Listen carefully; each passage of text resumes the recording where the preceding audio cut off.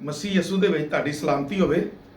ਤੇ ਅਸੀਂ ਤੁਹਾਨੂੰ ਯਸੂ ਦੀ ਜ਼ਿੰਦਗੀ ਅਤਵਾਰ ਦਾ ਬਾਈਬਲ ਸਟੱਡੀ ਪ੍ਰੋਗਰਾਮ ਪੰਜਾਬੀ ਬਜ਼ਰੀਆ JCDC ਪ੍ਰੋਡਕਸ਼ਨ ਵਿੱਚ ਖੁਸ਼ ਆਮਦੀਦ ਕਹਿੰਦੇ ਹਾਂ।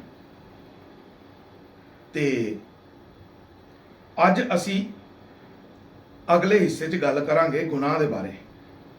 ਇਹ ਗਲਤੀਆਂ ਸਾਰਿਆਂ ਤੋਂ ਹੁੰਦੀਆਂ ਨੇ ਤੇ ਉਹਦੇ ਅਗਲੇ ਹਿੱਸੇ ਦੇ ਬਾਰੇ ਗੱਲ ਕਰਾਂਗੇ। ਮੇਰੇ ਭਰਾਓ ਤੇ ਮੇਰੀ ਭੈਣੋ, ਜੇ ਤੁਹਾਡੇ ਕੰਨ 'ਚ ਆਵਾਜ਼ ਆਉਂਦੀ ਹੈ ਨਾ ਕਿ ਤੁਸੀਂ ਬੜੇ ਗੁਨਾਹਗਾਰ ਹੋ, ਬੜੇ ਗੁਨਾਹ ਤੁਸੀਂ ਕੀਤੇ ਨੇ, ਤੁਸੀਂ ਨਹੀਂ ਕੋਈ ਕਰ ਸਕਦੇ, ਇਹ ਅਬਲੀਸ ਵੱਲੋਂ ਜੇ। ਤੇ ਤੁਹਾਡੇ ਦੂਜੇ ਕੰਨ 'ਚ ਆਵਾਜ਼ ਆਉਂਦੀ ਏ, ਮੈਂ ਤੇਰਾ ਫਿਦਿਆ ਦਿੱਤਾ ਹੈ ਤੇ ਤੂੰ ਮੇਰੇ ਕੋਲ ਆ ਜਾ, ਤੇ ਇਹ ਯਿਸੂ ਮਸੀਹ ਦੀ ਆਵਾਜ਼ ਹੈ। ਇਸ ਲਈ ਅਬਲੀਸ ਦੇ ਕੰਮਾਂ ਵੱਲ ਧਿਆਨ ਨਾ ਦਿਓ ਤੇ ਯਿਸੂ ਮਸੀਹ ਦੇ ਖੁਦਾ ਦੇ ਕੰਮਾਂ ਵੱਲ ਧਿਆਨ ਦਿਓ। ਇਸ ਲਈ ਕਿ ਅਬਲੀਸ ਆਂਦਾ ਤੂੰ ਕੁਝ ਨਹੀਂ ਕਰ ਸਕਦਾ, ਤੂੰ ਤੇ ਨਕੰਮਾ ਹੈ, ਨਖਟੂ ਹੈ, ਕੁਝ ਨਹੀਂ ਕਰ ਸਕਦਾ। ਤੇ ਖੁਦਾ ਦਾ ਕਲਾਮ ਕਹਿੰਦਾ ਹੈ ਉਹਨੇ ਨਕੰਮਿਆਂ, ਨਖਟੂਆਂ ਨੂੰ, ਬੇਵਜੂਦਾਂ ਨੂੰ, ਜਿਹੜੇ ਕੁਝ ਨਹੀਂ ਸਨ, ਉਹਨਾਂ ਨੂੰ ਆਪਣੇ ਕੰਮ ਲਈ ਚੁਣਿਆ ਤੇ ਹਿਕਮਤ ਵਾਲਿਆਂ ਨੂੰ ਦੱਸ ਸਕੇ, ਅਕਲਮੰਦਾਂ ਨੂੰ ਦੱਸ ਸਕੇ ਕਿ ਇਹ ਵੇਖੋ ਮੈਂ ਕਿਹਨਾਂ ਨੂੰ ਖੜਾ ਕਰ ਲੈਣਾ। ਇਸ ਲਈ ਮੈਂ ਜਿਹੜੀ ਗੱਲ ਦੱਸਣਾ ਚਾਹੁੰਦਾ ਵਾਂ ਉਹ ਸੁਣ ਲਓ ਕਿ ਸਾਰਿਆਂ ਨੇ, ਅਸੀਂ ਗਲਤੀਆਂ ਦੇ ਖੱਚ ਪੜ੍ਹਦੇ ਨਾ, ਗਲਤੀਆਂ ਦੇ ਖੱਚ, ਰੋਮੀਓ ਦਾ ਖੱਤ ਉਹਦਾ 3 ਬਾਬ ਤੇ ਉਹਦੀ 23 ਆਇਤ 'ਚ ਲਿਖਿਆ ਸਾਰਿਆਂ ਨੇ ਗੁਨਾਹ ਕੀਤਾ ਤੇ ਸਾਰੇ ਹੀ ਖੁਦਾ ਦੇ ਜਲਾਲ ਤੋਂ ਮਹਿਰੂਮ। ਤੇ ਮੈਂ ਇਹ ਵੀ ਦੱਸਣਾ ਚਾਹੁੰਦਾ ਆ, ਉਹ ਦੇਖੋ ਇਬਰਾਹਿਮ ਵੀ ਗਲਤੀਆਂ ਕਰਦਾ ਆਇਆ, ਦਾਊਦ ਕੋਲੋਂ ਵੀ ਵੱਡੇ ਵੱਡੇ ਬਲੰਡਰ ਹੋਏ, ਗਲਤੀਆਂ ਹੋਈਆਂ, ਗੁਨਾਹ ਹੋਏ। ਬਾਈਬਲ 'ਚ ਵੇਖੀਏ ਨਾ ਤੇ ਨਬੀਆਂ ਪੈਗੰਬਰਾਂ ਕੋਲੋਂ ਵੀ ਗਲਤੀਆਂ ਹੋਈਆਂ ਨੇ, ਲੇਕਿਨ ਇੱਕ ਹੀ ਚੀਜ਼ ਸੀ ਕਿ ਉਹ ਖੁਦਾ ਤੋਂ ਮਾਫੀ ਮੰਗਦੇ ਰਹੇ ਤੇ ਖੁਦਾ ਦੇ ਨਾਲ ਚੱਲਦੇ ਰਹੇ। ਇਨਸਾਨ ਗਲਤੀ ਦਾ ਪੁਤਲਾ ਹੈ ਤੇ ਗੁਨਾਹ ਕਰ ਜਾਂਦਾ ਹੈ, ਲੇਕਿਨ ਇੱਕ ਚੀਜ਼ ਜਿਹੜੀ ਇਹਦੇ ਵਿੱਚੋਂ ਹੀ ਇੱਕ ਨਵੀਂ ਪੈਦਾ ਹੁੰਦੀ ਹੈ ਨਾ, ਮੈਂ ਉਹ ਦੱਸਣਾ ਚਾਹੁੰਦਾ। ਇੱਕ ਬੰਦਾ ਹੈ ਜੋ ਗੁਨਾਹ 'ਚ ਫੜਿਆ ਗਿਆ, ਉਹਦੇ ਕੋਲ ਗਲਤੀ ਹੋ ਗਈ ਹੈ, ਤੇ ਮੈਂ ਭਰਾਓ ਦੱਸਣਾ ਚਾਹੁੰਦਾ ਕਿ ਉਹਦੇ ਤੇ ਉਂਗਲੀਆਂ ਨਾ ਚੁੱਕੋ। ਜੇ ਕੋਈ ਕਿਸੇ ਕਸੂਰ 'ਚ ਫੜਿਆ ਜਾਂਦਾ ਤਾਂ ਉਂਗਲੀ ਨਾ ਚੁੱਕੋ। ਬਾਈਬਲ ਸਾਨੂੰ ਕੀ ਕਹਿੰਦੀ ਹੈ, ਜ਼ਰਾ ਬਾਈਬਲ 'ਚੋਂ ਪੜ੍ਹਨੇ। ਖੁਦਾ ਦੇ ਕਲਾਮ 'ਚ ਲਿਖਿਆ ਹੈ,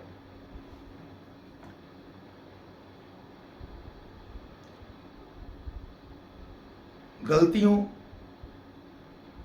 6ਵਾਂ ਬਾਬ ਉਹਦੀ ਪਹਿਲੀ ਆਇਤ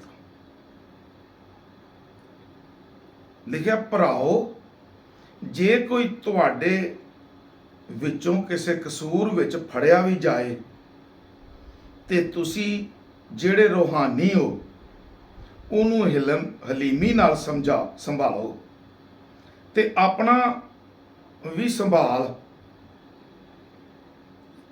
ਬਲਕਿ ਮੈਂ ਕਹਾਂਗਾ ਆਪਣਾ ਵੀ ਸੰਭਾਲਾ ਰੱਖੋ, ਕਿਤੇ ਤੂੰ ਵੀ ਅਜ਼ਮਾਇਸ਼ ਵਿੱਚ ਨਾ ਪੈ ਜਾਏ। ਤੁਸੀਂ ਇੱਕ ਦੂਜੇ ਦਾ ਭਾਰ ਵੰਡਦੇ ਤੇ ਇਸ ਤਰ੍ਹਾਂ ਮਸੀਹ ਦੀ ਸ਼ਰੀਅਤ ਨੂੰ ਪੂਰਿਆ ਕਰੋ।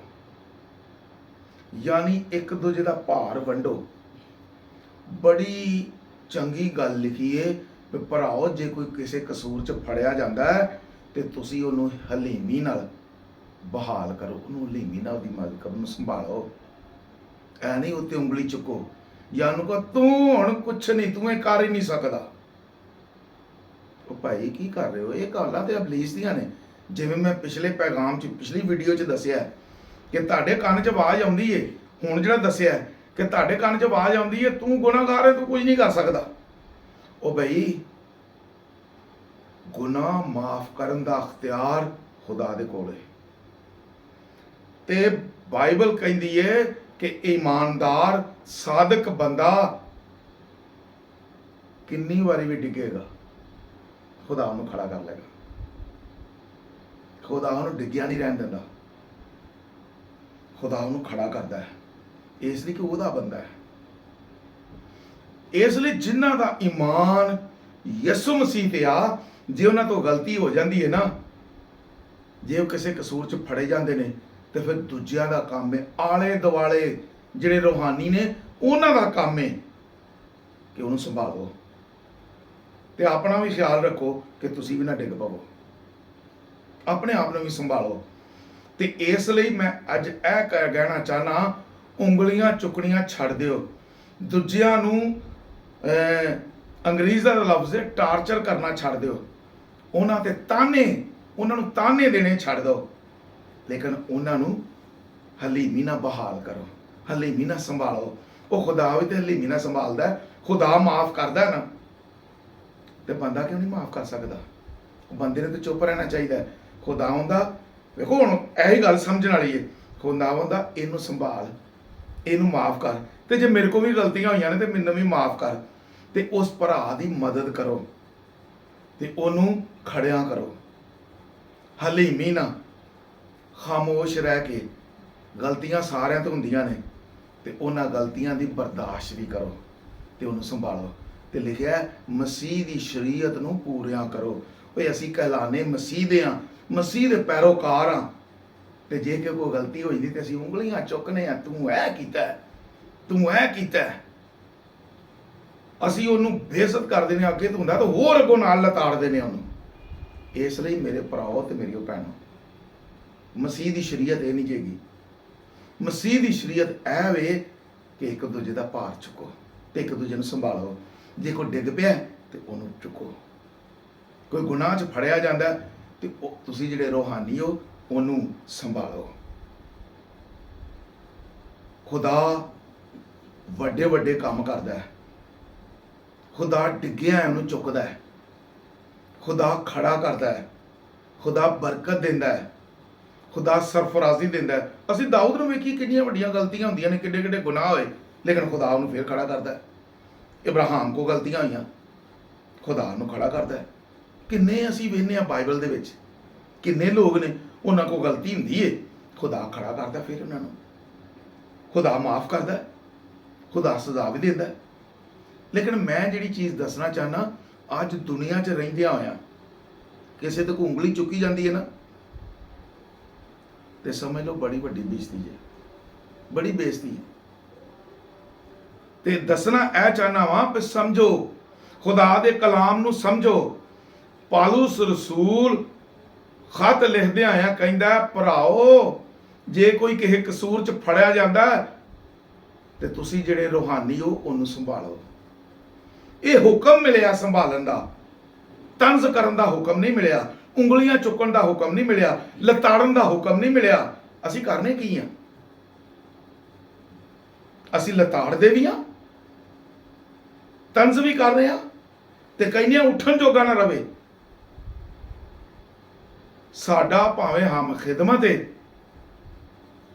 ਸਾਡੇ ਨਾਲ ਅਸੀਂ ਇਕੱਠਿਆਂ ਬਪਤਿਸਮੇ ਲੈ ਸਨ, ਲੇਕਿਨ ਇਹ ਨੀਵਾਂ ਹੋ ਜਾਏ ਤੇ ਮੈਂ ਉੱਚਾ ਹੋ ਜਾ। ਅਸੀਂ ਆਪਣੇ ਆਪ ਨੂੰ ਉੱਚਿਆ ਕਰਨਾ ਚਾਹੁੰਦੇ ਹਾਂ, ਦੂਜੇ ਨੂੰ ਡੇਕ ਦੇਣਾ ਚਾਹੁੰਦੇ ਹਾਂ। ਤੇ ਮੈਂ ਭਰਾਓ ਇਹ ਵੀ ਦੱਸਣਾ ਚਾਹੁੰਦਾ, ਬਾਈਬਲ 'ਚ ਲਿਖਿਆ ਜੇ ਜਿਹੜੇ ਅੱਗੇ ਨੇ ਉਹ ਪਿੱਛੇ ਹੋ ਜਾਣਗੇ ਤੇ ਜਿਹੜੇ ਪਿਛਲੇ ਨੇ ਉਹ ਅੱਗੇ ਹੋ ਜਾਣਗੇ। ਇਹ ਵੀ ਕੰਮ ਹੋਣਾ ਜੀ। ਇਸ ਲਈ ਇੰਜ ਨਾ ਹੋਵੇ ਕਿ ਅਸੀਂ ਅੱਗੇ ਹਾਂ ਤੇ ਅਸੀਂ ਪਿੱਛੇ ਹੋ ਜਾਈਏ, ਪਿੱਛੇ ਕਰ ਦਿੱਤੇ ਜਾਈਏ। ਇਸ ਲਈ ਜੇ ਕਿਸੇ ਕੋਲ ਕੋਈ ਗਲਤੀ ਹੁੰਦੀ ਨਾ, ਕੋਈ ਗੁਨਾਹ ਹੁੰਦਾ, ਤੇ ਜਿਹੜੇ ਰੂਹਾਨੀ ਲੋਕ ਹੋ, ਜਿਹੜੇ ਖੁਦਾ ਦੇ ਲੋਕ ਹੋ, ਜਿਹੜੇ ਖੁਦਾ ਨੂੰ ਪਿਆਰ ਕਰਨ ਵਾਲੇ ਹੋ, ਉਹਨੂੰ ਸੰਭਾਲੋ, ਉਹਨੂੰ ਐਂਦਾ ਸੰਭਾਲੋ ਕਿ ਉਹ ਖੜਾ ਹੋ ਜਾਏ ਤੇ ਉਸ ਗਲਤੀ 'ਚੋਂ ਨਿਕਲ ਜਾਏ।